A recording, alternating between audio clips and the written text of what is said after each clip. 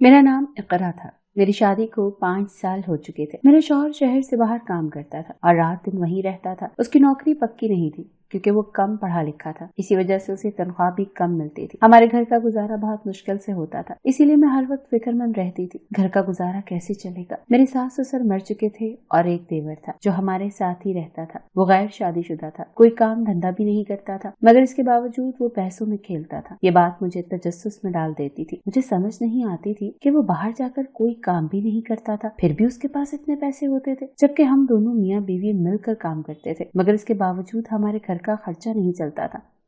पता नहीं मेरा देवर कौन सा काम करता था, क्योंकि वो सारा दिन घर में रहता था, मगर देवर नकम्मा होने के बावजूद कमा रहा था। हमारे घर में अक्सर औरतों का आना जाना लगा रहता था, मगर वो औरतें मुझसे मिलने नहीं आती थी क्योंकि उन्हें मेरे देवर से काम होता था। मुझे समझ नहीं आती थी कि ये औरतें मेरे देवर के पास ही क्यों आती थी, क्योंकि वो जब भी हमारे घर आती थी तो सीधे मेरे देवर के कमरे में चली जाती थी। मैं अपने देवर से पूछती थी कि औरत हमारे घर में क्यों आती है, तो वो कहता था कि कुछ नहीं भाभी, इन्हें मुझसे कोई काम था इसीलिए हमारे घर आती हैं। मगर मैं उसके काम के मुतालिक कभी न जान पाई। पहले पहले 1-2 औरतें हमारे घर में आती थी, मगर जैसे जैसे दिन गुजरते गए इन औरतों की कतारें लग गई। एक औरत घर से निकलती थी तो दूसरी दुपट्टे में मुंह छुपाए आ जाती थी। मैं तजस्सुस में पड़ गई। मेरे देवर के पास ऐसी क्या गीदड़ सिंगी थी जिसकी वजह से औरतें भाग भाग कर उसके पास आ जाती थी। इन औरतों से ये बात पूछने की कोशिश करती थी तो वो मेरी बात के जवाब में चुप हो जाती थी। जो ही कोई औरत हमारे घर आकर मेरे देवर का पूछती थी, मेरा देवर फौरन उसे अपने कमरे में ले जाता था और उसकी पूरी कोशिश होती थी कि वो औरत मुझसे कोई बात न करे। शायद मेरा देवर मुझसे ये बात छुपाना चाहता था। वो नहीं चाहता था कि मैं उसका राज जान लूं और फिर उसकी तरह रातों रात अमीर बन जाऊं, क्योंकि उस काम की बदौलत मेरे देवर के पास बहुत पैसा आ रहा था। मगर इसके पीछे क्या राज था, ये बात मेरा देवर मुझसे छुपाना चाहता था, मगर मैं भी हर वक्त देवर के आस पास घूमती रहती थी। एक तो घर आने वाली औरतें अपना मुंह मुझसे छुपा लेती थी, शायद वो नहीं चाहती थी कि मैं उन्हें पहचान लूं, मगर मेरी फुल कोशिश होती थी कि मैं कम से कम उनका चेहरा ही देख लूं। मगर देवर उन औरतों को मुझसे छुपाकर अपने कमरे में ले जाता था। फिर एक दिन हमारे घर ऐसी औरत आई जो कि बहुत डरी हुई थी। जैसे ही वो मेरे देवर के कमरे में गई, मुझे उसकी दबी दबी चीख सुनाई दी थी। ये सुनकर मैं घबरा गई। देवर हमारे साथ रहता था, कुछ ऊंच नीच हो जाती तो मोहल्ले वाले हमारा ही दरवाजा खटखटाते। देवर का क्या था, वो तो अपना काम करके भाग जाता। इसीलिए जब मैंने उस औरत की दबी दबी चीखें सुनी तो मैं फौरन देवर के कमरे की तरफ आई, मगर मैंने देखा कि देवर ने अपने कमरे का दरवाजा अंदर से बंद कर रखा था। मुझे गुस्सा आ गया। तुमने दिन के वक्त दरवाजा क्यों बंद कर रखा है? तुम अंदर ऐसा क्या कर रहे हो? मैंने दरवाजे पर दस्तक देकर पूछा तो वो कहने लगा, भाभी तुम अपने काम से काम रखो, मैं जो भी काम कर रहा हूँ उस औरत की मर्जी से कर रहा हूँ। देवर की बात पर मैं चौंक गई और मैंने उससे पूछा, लेकिन तुम इस अनजान औरत के साथ अंदर बैठे क्या कर रहे हो? देवर ये सुनकर कहने लगा, भाभी एक तो आप औरतों को ये तजस्सुस ले डूबेगा, आप बेफिक्र होकर अपने कमरे में जाएं, मैं इस मजबूर औरत की मदद कर रहा हूँ। ये सुनकर मुझे बड़ा अजीब लगा, क्योंकि ये कैसी मदद थी जिसमें वो बेचारी औरत चीख रही थी। ये बात तो मैंने अपने देवर से पूछी तो कहने लगा, भाभी आपको नहीं पता इस काम के दौरान दर्द होता है। ये कहकर वो हंसने लगा और फिर मुझसे कहा, हर वक्त मेरी टोह में मत रहा करें, जाएं आप भी अपना काम करें जाकर, मुझे अपना काम करने दें। देवर ने बात ही खत्म कर दी। मैं भी जले भुने किचन में आकर खाना बनाने लगी। उस दिन के बाद मुझे किसी और औरत की चीखें तो सुनाई न दी, मगर हमारे घर में उन औरतों का आना जाना बंद न हुआ। औरतें जब भी हमारे घर में आती तो कहती थी, तुम्हें नहीं पता बहन, हम बहुत मजबूर हैं, तुम्हारे घर बहुत मजबूरी में आई हैं। मैं उनकी बात सुनकर उलझ जाती थी। मैं जानना चाहती थी कि ये कैसी मजबूरी थी जो उन्हें मेरे देवर के घर ले आती थी। मैं इन औरतों से उनकी मजबूरी के बारे में पूछती तो कहती, बहन आपको नहीं पता हम कितनी मजबूर हैं, आपका देवर हमारी कैसे मदद कर रहा है। हमारे घर आने वाली हर औरत मेरे देवर की तारीफ करके जाती थी, मगर मुझे उनकी बात पर जरा भी यकीन नहीं आता था, क्योंकि वो औरतें जब देवर के कमरे से निकलती थी तो उनका बहुत बुरा हाल होता था। वो मुझसे नजरें चुराए जल्दी से बाहर चली जाती थी। वो अपने सर को बड़ी सी चादर में लपेट कर बाहर निकल जाती थी। पता नहीं वो ऐसा क्यों करती थी, वो चादर में किस चीज को छुपा कर चली जाती थी, मैं कभी न जान पाई।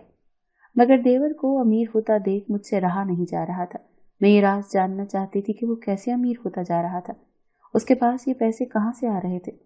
उसके पास जब भी कोई औरत मेरे देवर के कमरे में जाती थी तो मुझे तजस्सुस होने लगता था। मैं उनकी बातें सुनने की कोशिश करती थी कि वो दोनों आपस में क्या बातें कर रहे थे। मैं कभी दरवाजे की तरफ जाती थी और कभी खिड़की की तरफ, मगर मुझे कोई आवाज नहीं सुनाई देती थी। उसके कमरे में खामोशी छाई रहती थी। मगर फिर एक दिन मैंने दरवाजे के बाहर अपने कान लगाए तो मुझे अंदर भी सिसकियों की आवाज सुनाई दी, उस जैसे वो औरत रो रही हो। मगर मुझे समझ नहीं आ रही थी कि आखिर इस घर में हो क्या रहा था। देवर भी मुझे कुछ नहीं बताता था और वो औरतें भी खुशी खुशी मेरे देवर के कमरे में चली जाती थी।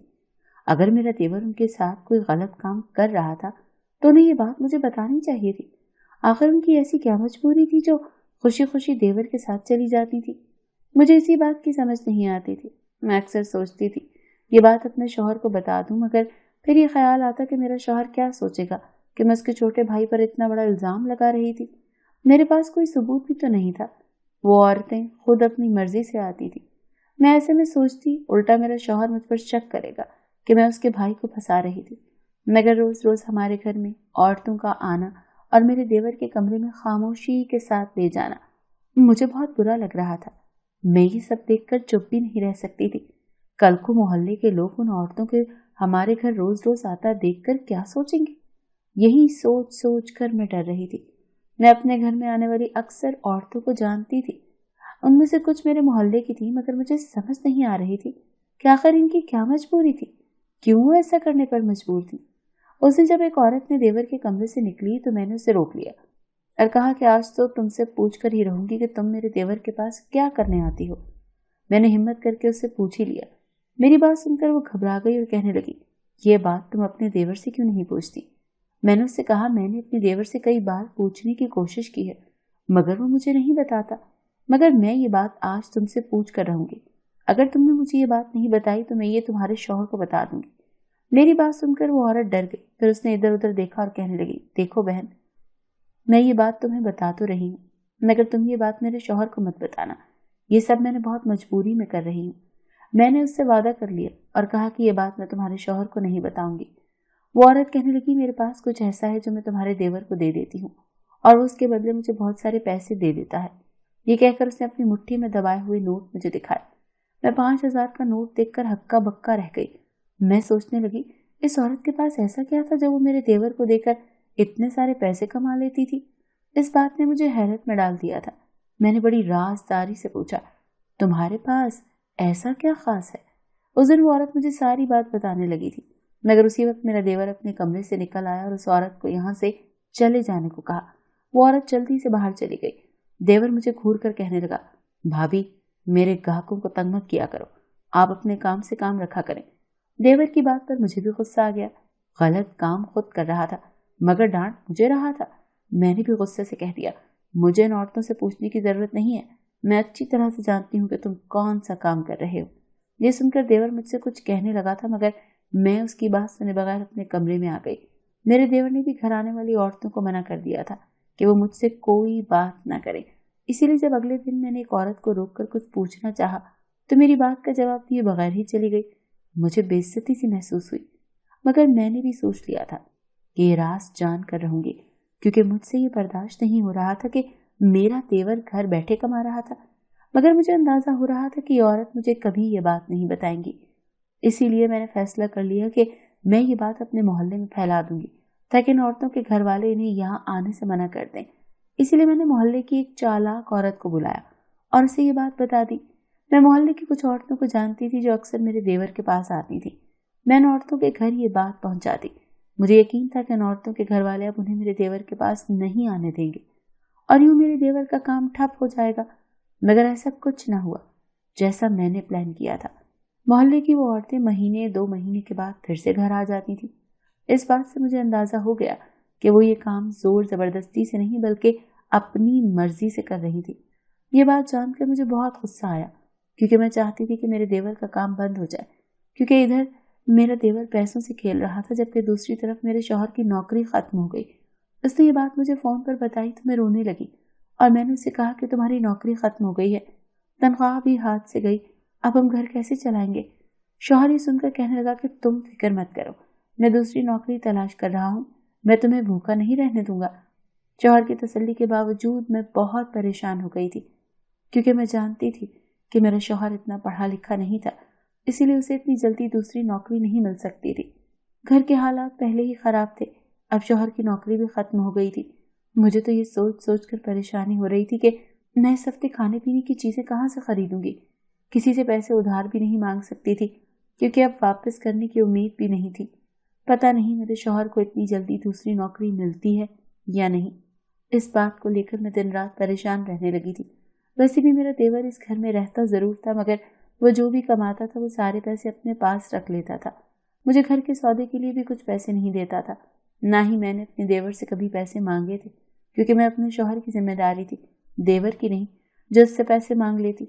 फिर मेरे शौहर की नौकरी खत्म हुई 1 हफ्ता हो गया। इस दौरान शौहर ने कॉल की तो मैं उससे लड़ पड़ी और उससे कहा कि घर में खाने पीने की चीजें खत्म होती जा रही हैं, तुमने अभी तक दूसरी नौकरी तलाश नहीं की। जाहिर है मेरा शौहर भी मेरी तरह परेशान था, मगर वो मर्द था, ये सब हिम्मत से बर्दाश्त कर रहा था।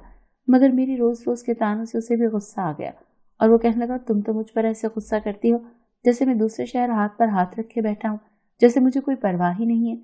शौहर को गुस्से में देखकर मैं रोने लगी और उससे कहा कि अगर तुमने कुछ दिन में नौकरी तलाश नहीं की तो मैं तुम्हारा घर छोड़कर चली जाऊंगी। उस दिन मैं इतनी परेशान थी कि मैंने अपने शौहर को घर छोड़ने की धमकी दे दी, मगर मैं जानती थी कि ये घर छोड़ दिया तो कहाँ जाऊंगी।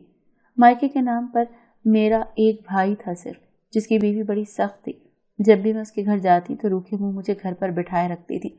मुझे उससे किसी अच्छे की उम्मीद भी नहीं थी, इसीलिए मुझे अंदाजा था कि अब मुझे खुद ही कुछ करना पड़ेगा। फिर एक दिन एक औरत मेरे देवर के कमरे से निकली तो मैं उसे रोक लिया और उसके सामने हाथ जोड़कर कहा कि मुझे भी तुम्हारी तरह पैसों की जरूरत है।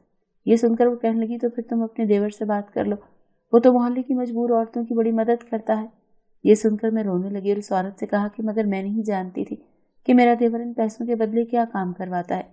ये सुनकर वो औरत मेरी मदद करने के लिए तैयार हो गई और कहने लगी कि मैं तुम्हें ये बात बता सकती हूँ, तुम ये बात अपने देवर को मत बताना, क्योंकि उसने ये बात किसी और को बताने से मना किया है।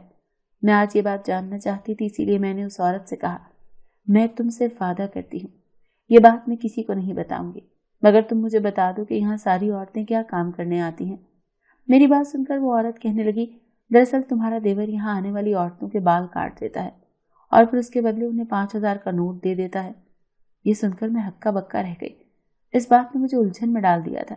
मैंने उस औरत को हैरानी से देखा और पूछा, ये कैसे मुमकिन था? मेरा देवर उन औरतों के बाल क्यों काट देता था और उसके बदले उन्हें इतने ज्यादा पैसे क्यों दे देता था?